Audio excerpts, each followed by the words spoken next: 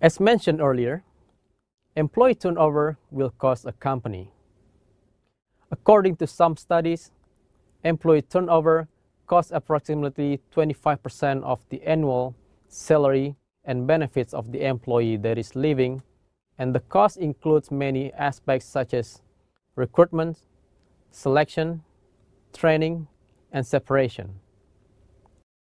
The recruitment process contains pretty much everything related to advertising, such as advertising the job vacancy and using a professional recruiter.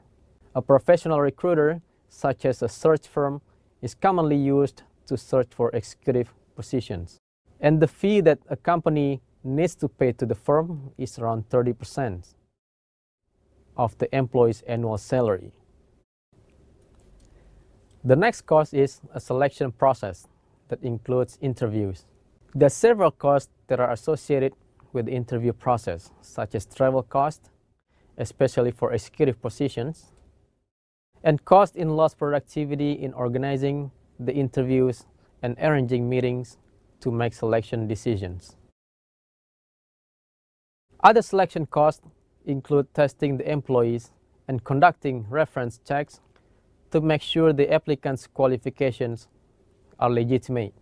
The last but not least, for executive positions, relocation costs would be another cost that the company needs to spend. Cost of moving the employee's personal property, travel costs, and housing costs are several examples of costs associated with relocation. For housing costs, some companies even have to spend more because they need help to sell one's previous house and look for a new house, which would cost them more. Then, when new employees are selected, training after training will be provided to the employees, which is not a cost that the company needs to spend. The cost of instructions, books, and other materials are several examples showing costs of employee turnover related to training. In addition to some specific training costs also include the costs associated with orientation to the company's values and culture. Since the new employees will not be able to perform at the level expected by the company, costs of lost productivity during training should be included as well in the process until the new employee is ready and fully comfortable with the job. Separation cost is the next cost that a company needs to worry about. Compensation in terms of pay and benefits is an example of separation cost, and it is considered as the largest among others. Another cost associated with separation cost is administration cost that include an exit interview. An exit interview is important for a company to conduct in order to find out the reasons why the employee is leaving. The exit interview also important to provide counseling and/or assistance in finding a new job.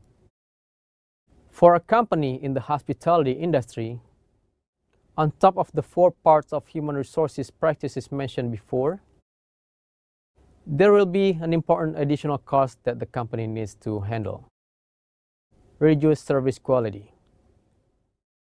As a service industry, losing a staff, especially front staff, would be an issue because it will have an impact on the service quality provided to customers. So the higher the position and salary plus benefits of an employee, the more money that the company needs to spend to replace the employee leaving the company. Even though there is no right formula to calculate the turnover cost, putting aside some number of costs to hire in our annual budget would be a good practice.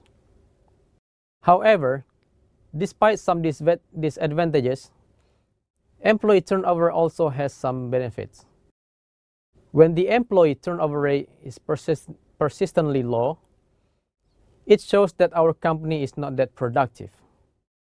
In detail, persistently low rate shows that our company does not hire new employees, which imply that our company does not promote employee advancement program within a company well. In another word, our current employees stuck with their current position because there is no or less promotion occurs in our company. In some cases, employee turnover can help a company to reduce its labor cost. This is usually done when the company is trying to reorganize its employees due to an economic issue. High turnover rates usually will appear in a short period of time until the company becomes solid again. Also, as a manager, when we identify poor performances by employees in the company, we need to fix the problem by helping the employees to improve the performance. However, when there is still no improvement, then it is time for us to take a painful action, which is termination, so that we can bring in more qualified employees to improve the company performance. Another benefit of employee turnover is to increase innovation in a company by hiring an outside employee for the purpose of getting a fresh perspective. So replacing employees, especially poor performance employees, with more qualified employees would benefit our company despite the increase in the turnover rate. So it is actually good to have not too low employee turnover rate. Opportunity for greater diversity is the last benefit in employee turnover. This benefit will give us a better opportunity to hire and employ employees from different backgrounds. As mentioned before, having employees from a different background would widen our pool of talent and portray a positive image of our company, especially in our industry.